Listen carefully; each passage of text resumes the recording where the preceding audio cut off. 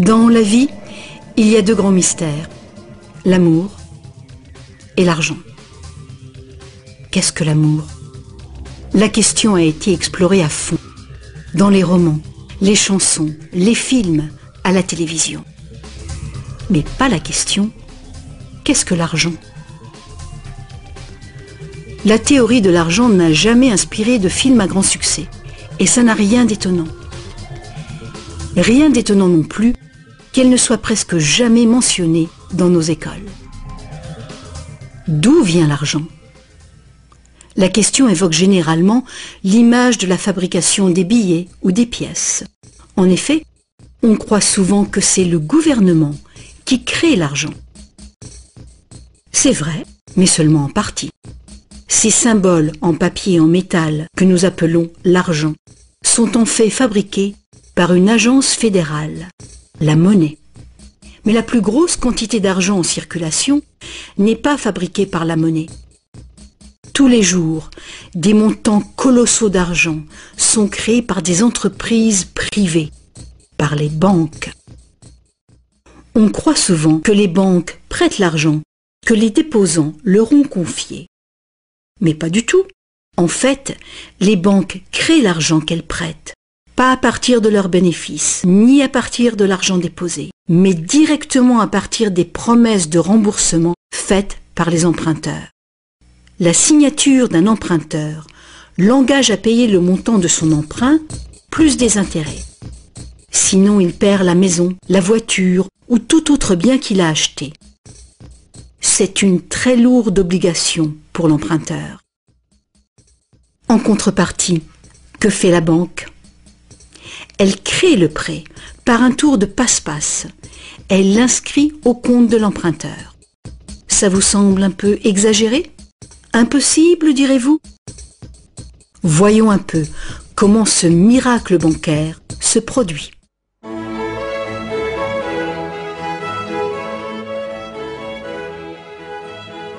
Au fil de l'histoire, l'argent a pris bien des formes.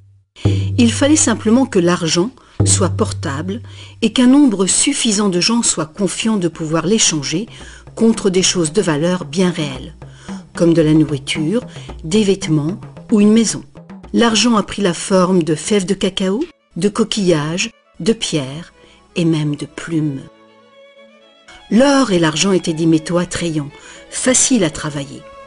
Certaines cultures sont devenues expertes dans ce travail. En frappant des pièces de monnaie, unité standard dont le poids et la pureté étaient certifiés, les orfèvres ont facilité le commerce. Bien vite, pour protéger tout son or, l'orfèvre a eu besoin d'une chambre forte. Les villageois sont venus frapper à sa porte. Ils voulaient louer un peu de place dans cette chambre forte pour garder leur or et leurs objets de valeur bien en sécurité. L'orfèvre a fini par louer tout son espace dans sa chambre forte. La location lui a rapporté un petit bénéfice. Les années sont passées et notre orfèvre a constaté une chose fort importante. Les déposants venaient rarement chercher leurs pièces d'or et ils ne venaient jamais tous en même temps. Il faut dire que les reçus faits par l'orfèvre étaient utilisés sur le marché comme s'ils étaient véritablement l'or qu'ils représentaient. Cet argent papier était plus pratique que les lourdes pièces et les montants pouvaient tout simplement être écrits au lieu d'être comptés laborieusement. Entre-temps, l'orfèvre a commencé une autre affaire. Il s'y met à prêter son or en demandant des intérêts. Comme les reçus devenaient de plus en plus acceptés à titre de paiement, les emprunteurs ont demandé leur emprunt sous cette forme. Et comme l'industrie prenait de l'expansion, de plus en plus de gens ont demandé des prêts à l'orfèvre. Alors, l'orfèvre a eu une idée plus géniale encore. Il savait que ces déposants venaient rarement chercher leurs pièces d'or. Il a donc pensé qu'il pouvait faire des prêts couverts par l'or de ces déposants. Aussi longtemps que les emprunts seraient remboursés, les déposants n'en sauraient rien. Et l'orfèvre, maintenant plus banquier qu'artisan, feraient de gros bénéfices.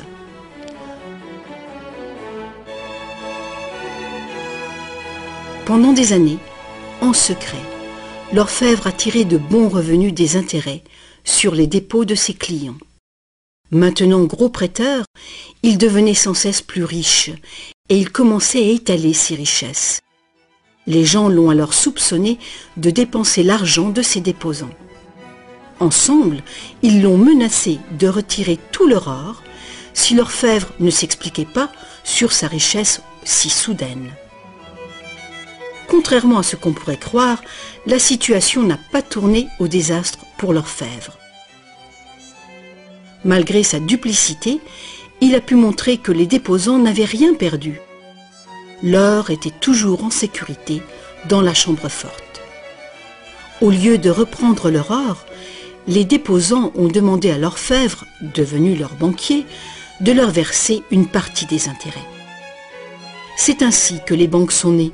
Le banquier payait un taux d'intérêt bas sur les dépôts et il faisait payer un dépôt d'intérêt plus élevé sur les prêts. La différence couvrait les frais de fonctionnement et ses bénéfices. La logique du système était simple comme bonjour et semblait être un moyen raisonnable de satisfaire la demande de crédit. Mais les banques ne fonctionnent plus du tout comme ça. L'orfèvre banquier n'était pas du tout satisfait du revenu qui restait après le partage des bénéfices avec ses déposants. La demande de crédit a augmenté rapidement, mais ses prêts restaient limités par le montant d'or dans la chambre forte. Alors, une idée plus géniale encore lui est venue à l'esprit.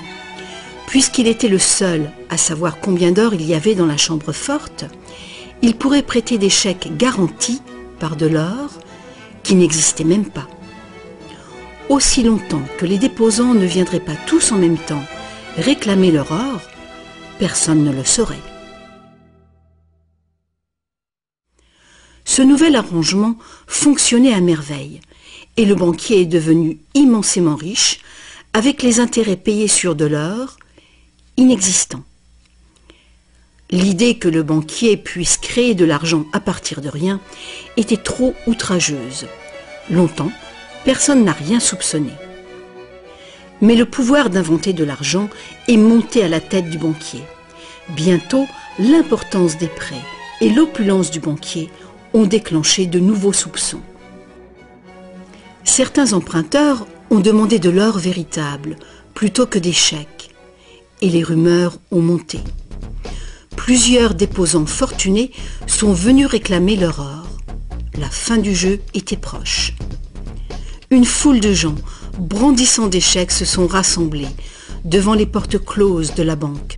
Hélas, le banquier n'avait pas assez d'or pour couvrir tout l'argent papier qu'il avait émis. Pour la première fois, il y avait une ruée sur la banque. Et c'est un phénomène qui épouvante tous les banquiers. Ce phénomène de retrait massif a ruiné des banques individuelles et a endommagé la confiance du public envers les banquiers. Il aurait été simple alors d'interdire cette pratique de créer de l'argent à partir de zéro. Mais les immenses crédits offerts par les banquiers étaient devenus essentiels à l'expansion du commerce européen. La pratique a donc été légalisée et réglementée. Les banquiers ont accepté de respecter des limites sur les montants d'argent fictifs qu'ils pouvaient prêter. Mais ces montants fictifs restaient bien supérieurs à la valeur réelle de l'or déposé dans la chambre forte. Bien souvent, le taux était de 9 $ fictifs pour 1 $ en or. Des inspections surprises permettaient de faire respecter ces réglementations. Un arrangement a aussi été conclu. En cas de ruée sur une banque, les banques centrales soutiendraient les banques locales en leur prêtant de l'or. La bulle du crédit, créée par les banquiers, ne pourrait pas crever et le système ne pourrait pas s'effondrer, sauf s'il y avait beaucoup de ruées sur les banques en même temps.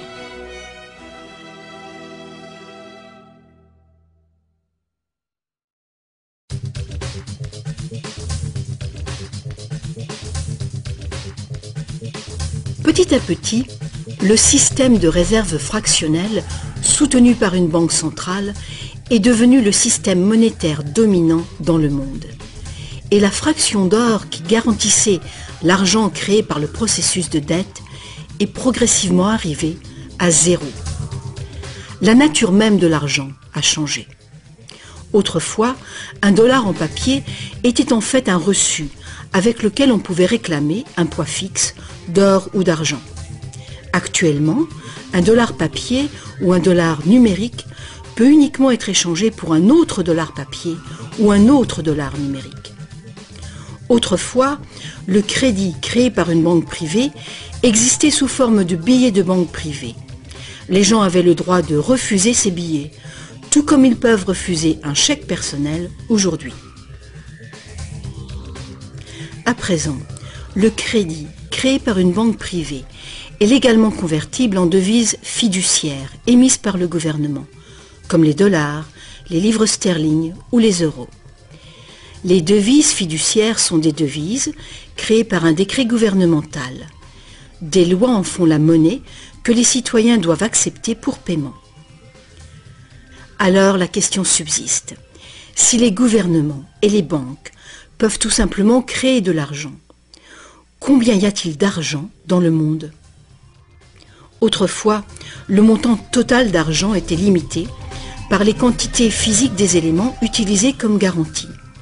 Par exemple, pour créer plus d'argent basé sur l'or, il fallait trouver davantage d'or. À présent, on crée vraiment l'argent à partir de dettes. Chaque fois que quelqu'un fait un emprunt à une banque, de l'argent est créé. Le montant total d'argent qu'il est possible de créer n'a qu'une seule limite réelle, le montant total de la dette.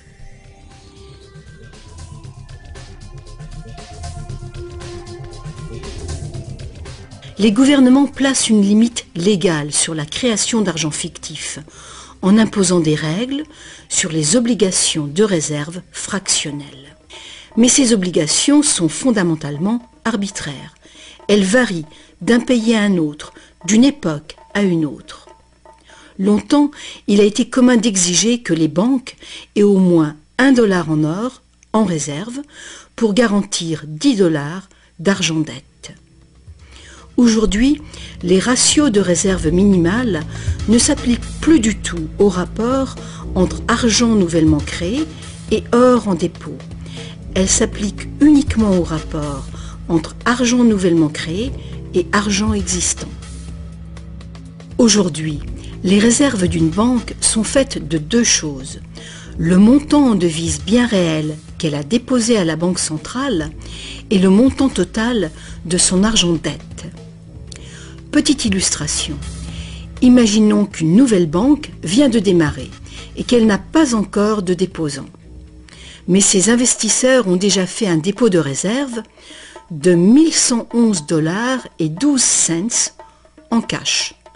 Le ratio de réserve est de 9 pour 1.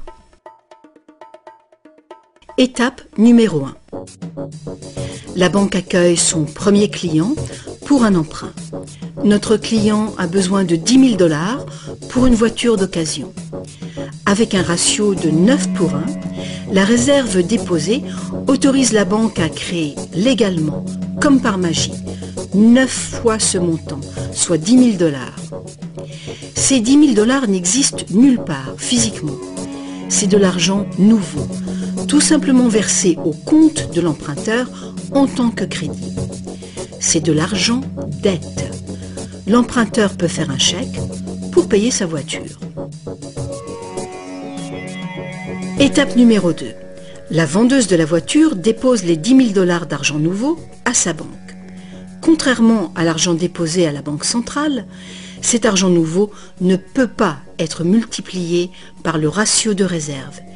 Il doit être divisé par ce ratio.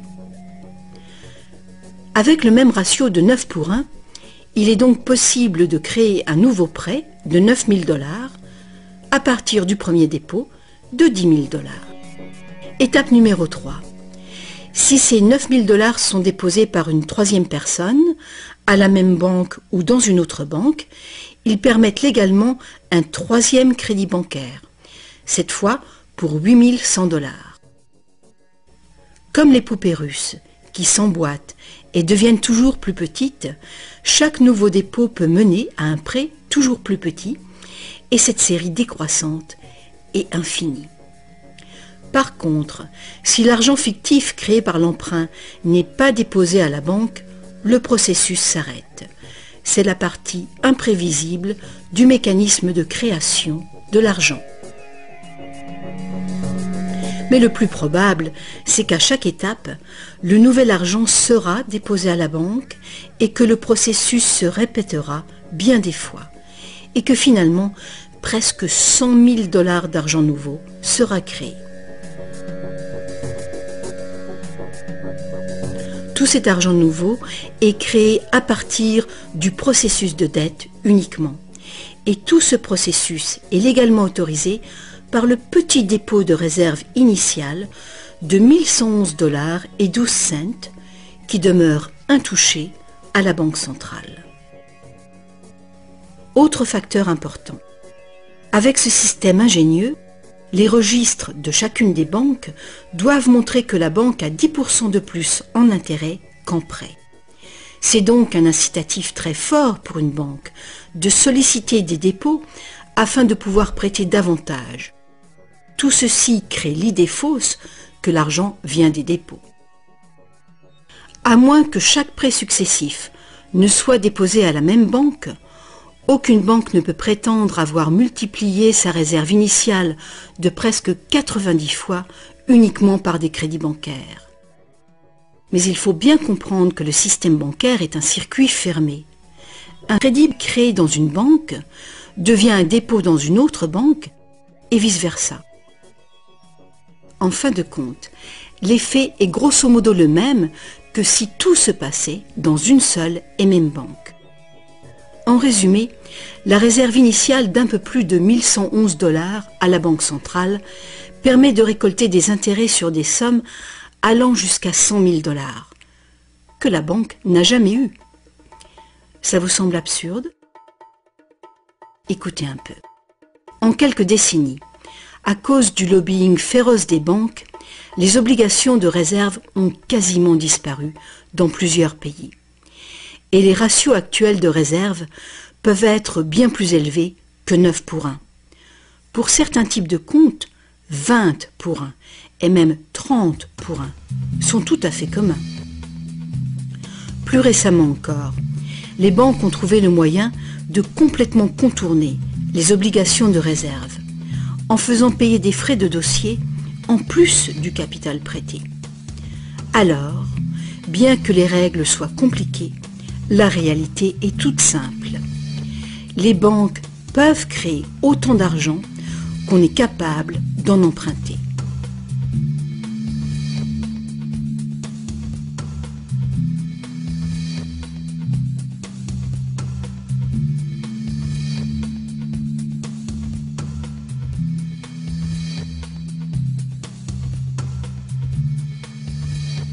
En dépit des images qu'on nous montre, l'argent créé par le gouvernement représente en général moins de 5% de l'argent en circulation. Aujourd'hui, plus de 95% de l'argent a été créé par quelqu'un qui a signé une reconnaissance de dette à une banque. Ces crédits bancaires apparaissent et disparaissent en quantité phénoménale tous les jours, au fur et à mesure que des prêts sont accordés ou remboursés.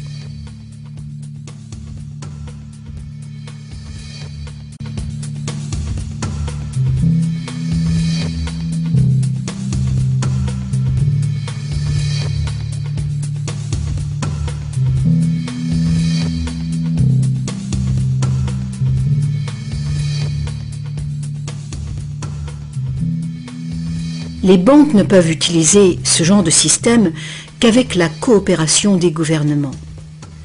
Premièrement, les gouvernements passent des lois qui imposent l'utilisation de la devise nationale. Deuxièmement, les gouvernements permettent que les crédits créés par les banques privées soient payables dans leur devise nationale. Troisièmement, les cours de justice gouvernementales font respecter les obligations de paiement des dettes. Et enfin, Les gouvernements adoptent des règlements qui assurent le fonctionnement et la crédibilité du système monétaire sans rien faire pour informer le public de l'origine véritable de l'argent.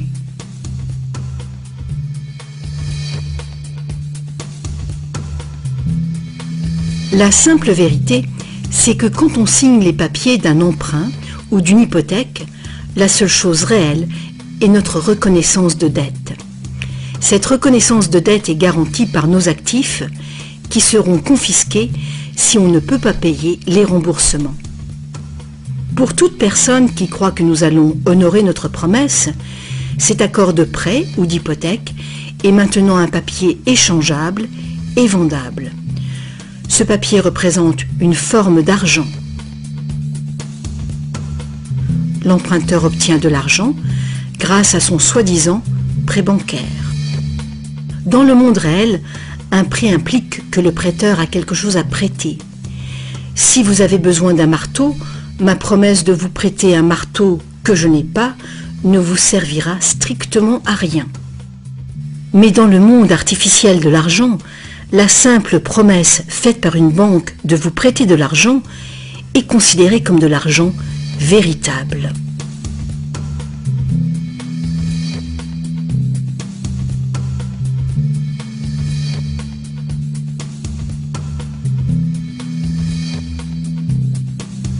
Ici encore, la vérité est simple.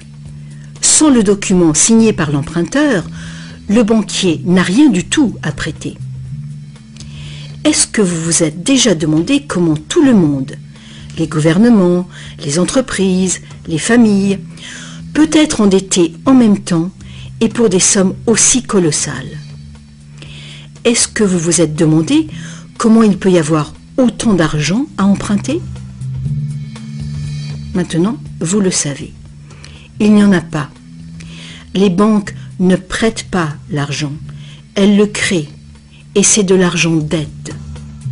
Comme la dette est potentiellement illimitée, la quantité d'argent créée est illimitée, elle aussi.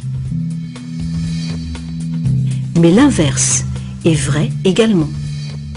Vous n'êtes pas étonné qu'en dépit de toutes nos ressources, toutes nos inventions et toute notre productivité, nous soyons presque tous si lourdement endettés, aussi bien les gouvernements que les entreprises et les particuliers? Ah, si seulement les gens cessaient de se demander comment est-ce possible? Comment se peut-il que les gens qui produisent toute la richesse réelle soient endettés envers les gens qui ne font que prêter de l'argent, symbole de cette vraie richesse?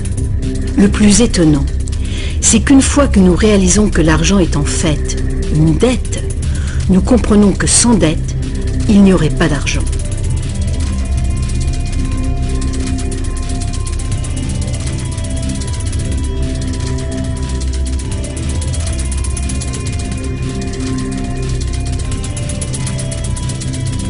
Si toute cette explication est nouvelle pour vous, rassurez-vous, vous n'êtes pas seul.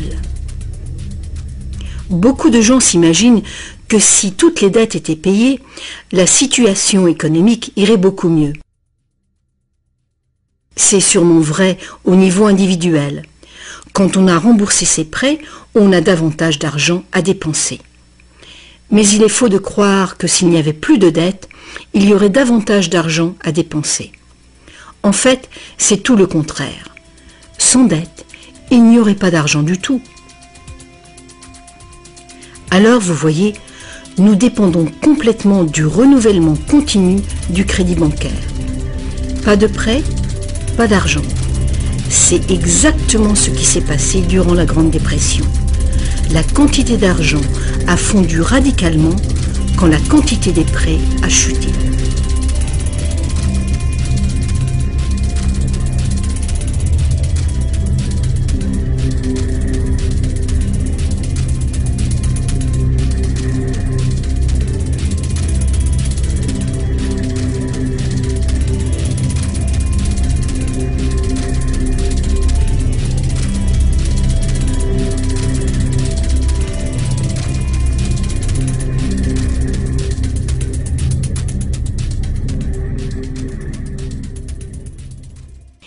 Il faut bien souligner que les banquiers créent uniquement le montant du principal. Ils ne créent pas l'argent qui sert à payer les intérêts. Alors, d'où vient cet argent? Le seul endroit où les emprunteurs peuvent obtenir de l'argent pour payer les intérêts est l'ensemble des fonds de l'économie générale. Mais presque tous ces fonds ont été créés de la même façon, à partir de crédits bancaires. Donc partout, il y a des emprunteurs qui se trouvent dans la même situation. Ils cherchent désespérément l'argent pour rembourser le principal et les intérêts dans une réserve globale d'argent qui ne contient que le principal. Il est tout à fait impossible pour tout le monde de payer le principal plus les intérêts, car l'argent des intérêts n'existe pas. Une formule mathématique simple le montre. Le grand problème, c'est que pour les emprunts à court terme, comme les hypothèques et les emprunts gouvernementaux, où les intérêts dépassent de loin le principal, les risques de saisie et donc les dangers pour l'économie sont très grands, à moins de créer beaucoup d'argent pour payer les intérêts. Pour que la société continue de fonctionner, le taux des saisies doit rester bas. De plus en plus de nouvelles dettes doivent être créées pour trouver l'argent qui servira à payer les dettes précédentes. Alors bien sûr, la dette totale augmente, et les intérêts aussi, ce qui cause une escalade exponentielle de l'endettement. Seul le temps qui sépare la création des nouveaux emprunts et leur remboursement empêche le manque d'argent global de mettre le système en faillite. Mais pendant que le monstre du crédit bancaire grossit, le besoin de créer toujours plus d'argent pour le nourrir devient toujours plus urgent. Pourquoi les taux d'intérêt sont-ils si bas? Pourquoi recevons-nous des cartes de crédit que nous n'avons jamais demandées? Pourquoi est-ce que le gouvernement dépense plus vite que jamais? Est-ce que ce ne serait pas pour éviter l'effondrement de tout le système monétaire? On peut donc se demander, est-ce que ça peut continuer infiniment? Est-ce qu'un effondrement n'est pas inévitable?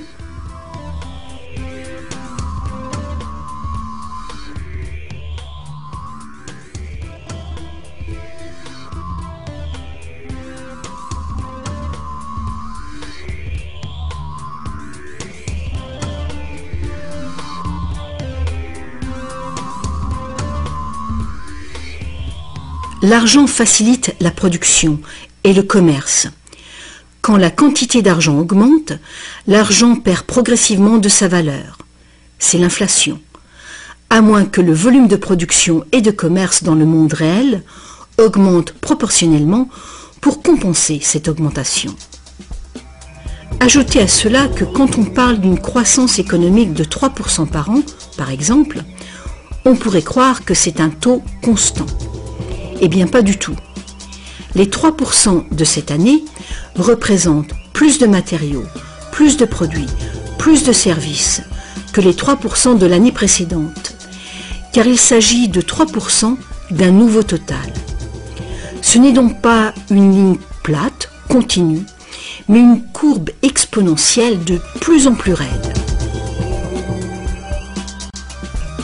Le véritable problème est qu'une croissance perpétuelle de l'économie réelle exige une escalade perpétuelle de la consommation des ressources et de l'énergie.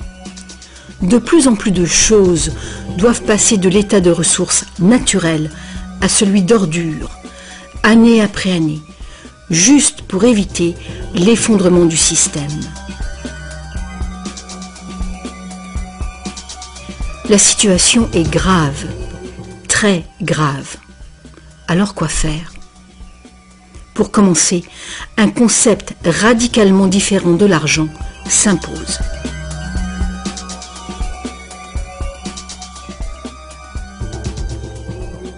Le temps est venu pour les gens de se poser 4 questions simples et de les poser à leur gouvernement. Partout dans le monde, les gouvernements empruntent de l'argent avec intérêt aux banques privées. La dette gouvernementale est une composante majeure de la dette globale. et une énorme partie de nos taxes va au paiement de cette dette. Maintenant, nous savons que les banques créent l'argent qu'elles prêtent et que les gouvernements les autorisent à le faire. Nous savons aussi que les gouvernements créent les devises par décret et qu'ils ont au moins le même droit que les banques de créer leur propre argent. Alors, première question. Pourquoi est-ce que les gouvernements choisissent d'emprunter de l'argent aux banques privées avec intérêt quand ils pourraient créer tout l'argent qu'il leur faut sans intérêt? Deuxième question. Pourquoi créer de l'argent à partir du processus de dette? Pourquoi pas créer de l'argent qui circule en permanence et qui ne doit pas sans cesse être réemprunté pour exister? Troisième question. Comment un système monétaire fondé sur l'accélération perpétuelle de la croissance peut-il servir à construire une économie durable? N'est-il pas évident qu'une croissance en accélération perpétuelle est incompatible avec la durabilité? Et finalement, pourquoi notre système actuel dépend-il entièrement d'une croissance perpétuelle? Que faut-il changer pour créer une économie durable?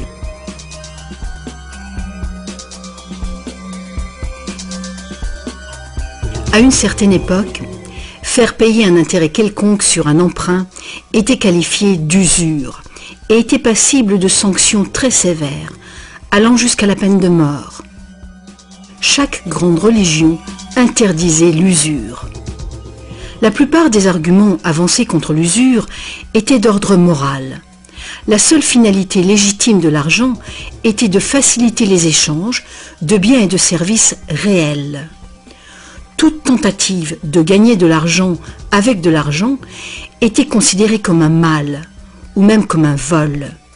Mais comme les besoins de crédits commerciaux augmentaient, les arguments moraux ont fini par céder.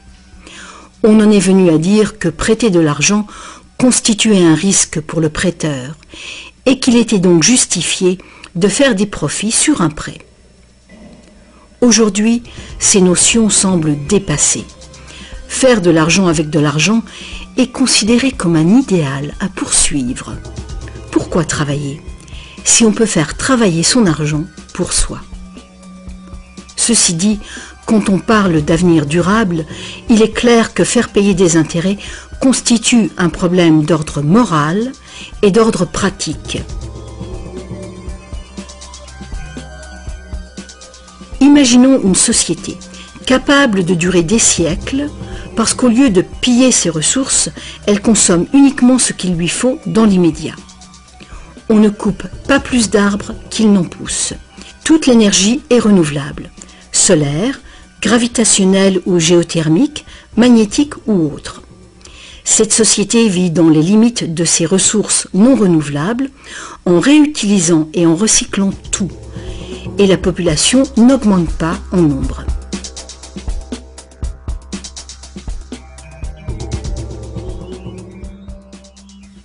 Cette société ne pourrait jamais fonctionner avec un système monétaire qui dépend complètement d'une croissance en accélération perpétuelle. Une économie stable aurait besoin d'une quantité d'argent qui puisse rester stable. Imaginons que cette quantité totale d'argent stable est représentée par ce grand cercle.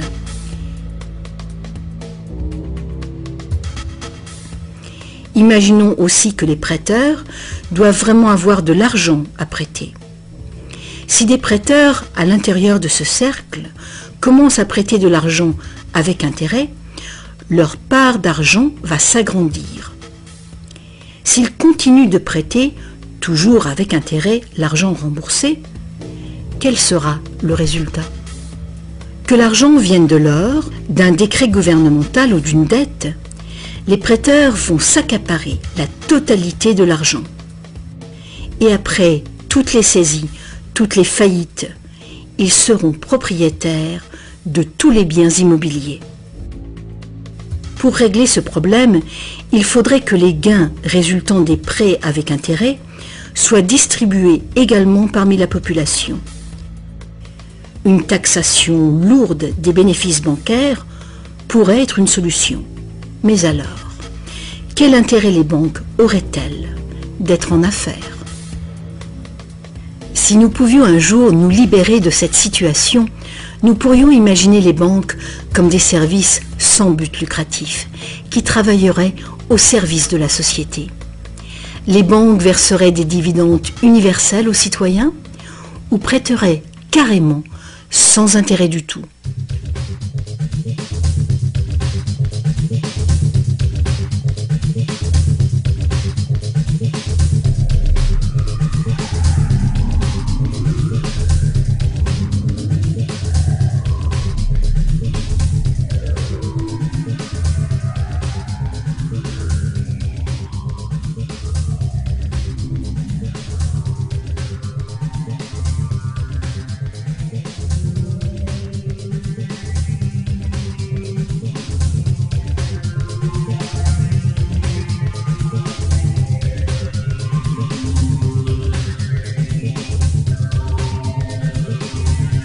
Si tous ces problèmes viennent de la nature fondamentale du système, inutile d'essayer de bricoler le système.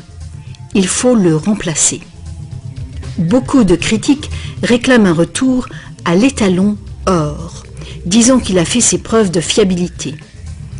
Ils ignorent les arnaques qui peuvent être commises avec l'or. Limer les pièces, altérer le métal, le déprécier, accaparer le marché. Bref, toutes les pratiques déjà utilisées du temps de l'ancienne Rome qui ont contribué à sa chute. Certains préconisent un étalon argent, car ce métal est plus abondant que l'or, ce qui rend plus difficile le monopole du marché. Mais beaucoup de gens questionnent la pertinence de revenir aux métaux précieux. L'idée de porter de gros sacs pleins de pièces n'enchante personne. L'argent papier, l'argent numérique, le plastique, ou plus probablement l'argent biométrique, seront les moyens d'échange. Et ils présentent ce potentiel de créer de l'argent dette en quantité illimitée. En définitive, si l'or était à nouveau le seul étalon, tous les gens qui n'ont pas d'or se retrouveraient tout à coup sans argent. D'autres partisans des réformes monétaires ont conclu que l'avarice et la malhonnêteté sont les principaux problèmes et qu'il y a sans doute de meilleurs moyens de créer un système monétaire équitable et honnête sans passer par l'argent ou l'or. Des esprits inventifs ont proposé une variété d'options. Beaucoup de systèmes de troc privés créent de l'argent dette, mais ils le font ouvertement, sans intérêt. Un exemple est le système de troc où la dette est exprimée en promesse d'heures de travail. Tout travail est évalué de manière égale en dollars qui ont une équivalence en biens réels. Les frais du système sont couverts par des honoraires et non pas par des intérêts. Ce genre de système monétaire peut être mis en place par toute personne capable de concevoir un moyen de comptabiliser et de trouver des participants dignes de confiance. Mettre en place un système de troc local est une bonne mesure de planification d'urgence pour une communauté, même si ce système n'est guère utilisé actuellement.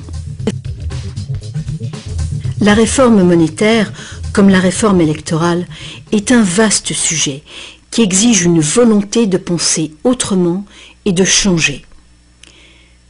La réforme monétaire, comme la réforme électorale, ne sera pas facile, car les intérêts puissants qui bénéficient du système feront l'impossible pour conserver l'avantage.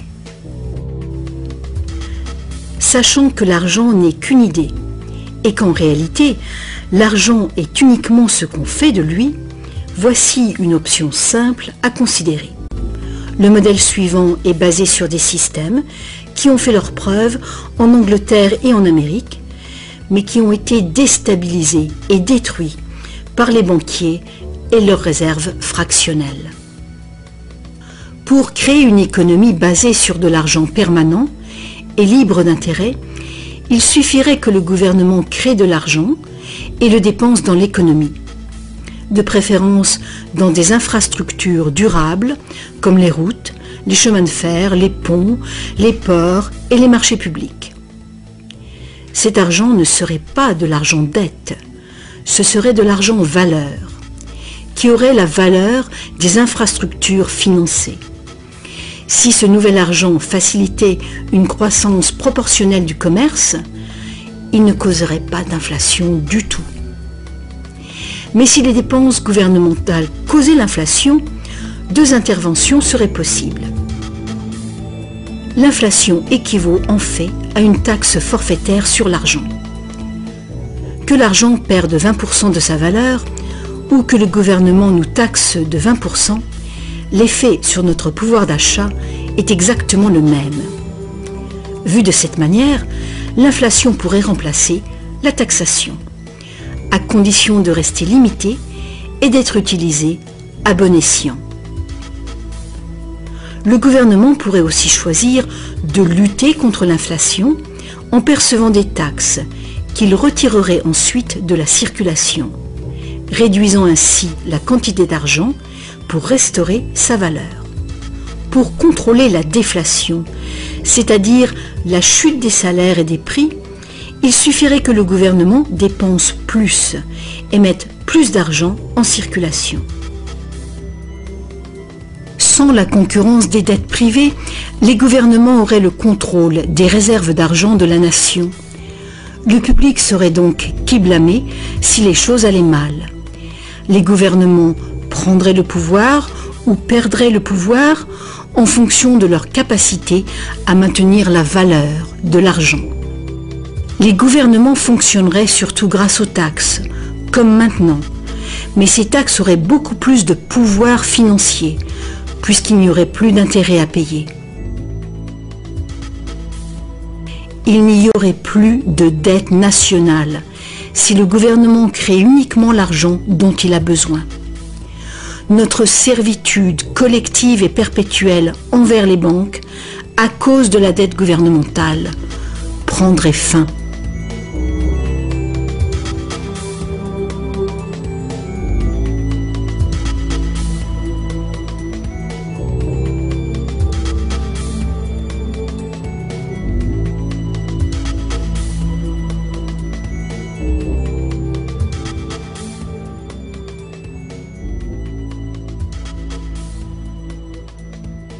On nous a trompés.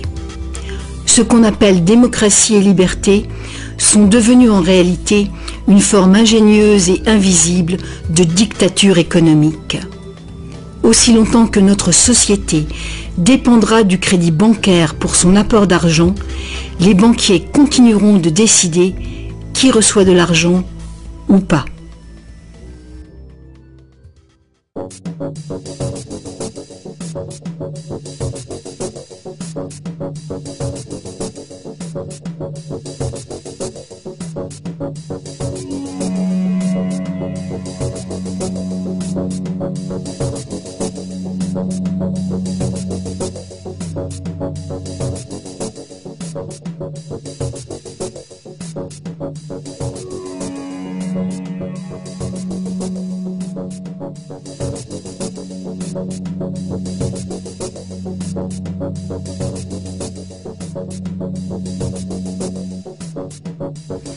Peu de gens savent aujourd'hui que l'histoire des États-Unis, depuis la Révolution de 1776, a été en grande partie une lutte épique pour se libérer du contrôle des banques mondiales dominées par les Rothschild. Cette lutte a finalement été perdue en 1913, quand le président Woodrow Wilson a signé la loi de la réserve fédérale, donnant le pouvoir de créer l'argent américain à un cartel de banques internationales.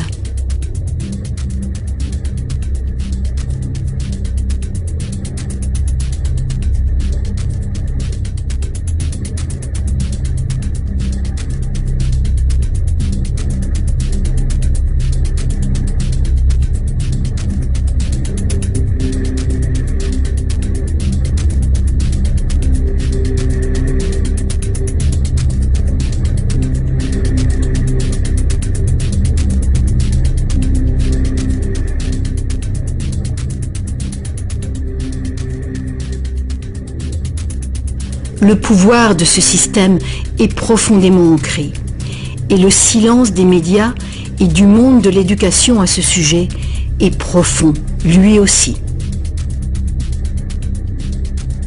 Il y a des années, un vice-premier ministre du Canada a fait un sondage informel auprès de nombreux professionnels bien éduqués et auprès de simples citoyens. Il a constaté qu'aucun d'eux ne comprenait vraiment comment l'argent était créé. En fait, on peut probablement dire que la majorité des gens, y compris les simples employés des banques, n'ont jamais réfléchi à la question. Et vous ?